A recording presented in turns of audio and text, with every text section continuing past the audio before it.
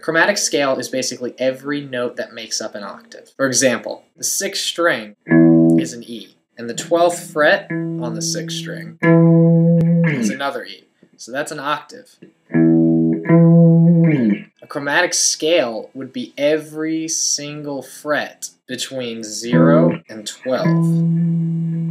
So to outline this in actual note form, your open string is an E, your first fret is an F, your second fret is an F sharp or a G flat, your third fret is a G, your fourth fret is a G sharp or A flat, your fifth fret is an A, your sixth fret is an A sharp or a B flat, your seventh fret is a B, your eighth fret is a C, your ninth fret is a C sharp or a D flat, 10th fret is a D, your 11th fret is a D sharp or an E flat, and your 12th fret is an E. Now you may have noticed two things when I was showing that to you. The first is that for some of the frets there were two different notes. For example, the 2nd fret was an F sharp and a G flat. Now you may be saying to yourself that doesn't make much sense, but that's actually a term called enharmonic spelling, which I'm actually going to explain in further detail in the next lesson. For now, just don't worry about that, I'll explain it in time. Something else you might have noticed is that E and B have no sharp or flat in between the next note, which are F and C respectively. That's because E to F and B to C is actually a half step.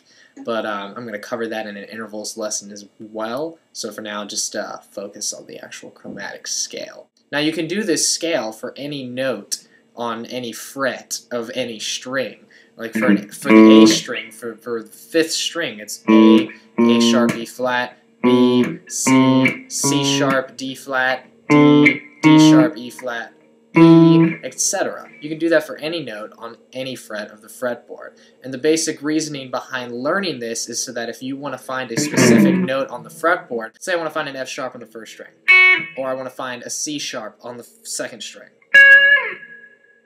By understanding the chromatic scale, you understand the notes on the actual fretboard, so if you ever need to find a specific pitch, it becomes a lot easier to commit to memory. Another thing I'd like to mention about the chromatic scale is that you notice that there is an octave between 0 and 12. Since there's an octave, the chromatic scale starts over at 12. So that entire scale we just did, 1 through 12, the same thing would happen from 12 to 24. Now, not all guitars have 24 frets, so maybe this doesn't apply. Mine has 22, so I would only be able to go up to the 10th fret. But basically, understand that the notes begin to repeat after the 12th fret. So the open 6th string is an E, and the 1st fret is an F, and the 2nd fret is an F sharp or a G flat.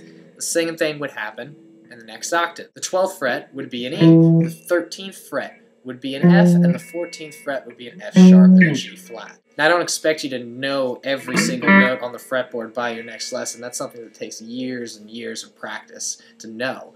But I'm telling you this because it's a really important thing for beginners to understand their notes before they get too in-depth into different types of techniques. So that's your chromatic scale.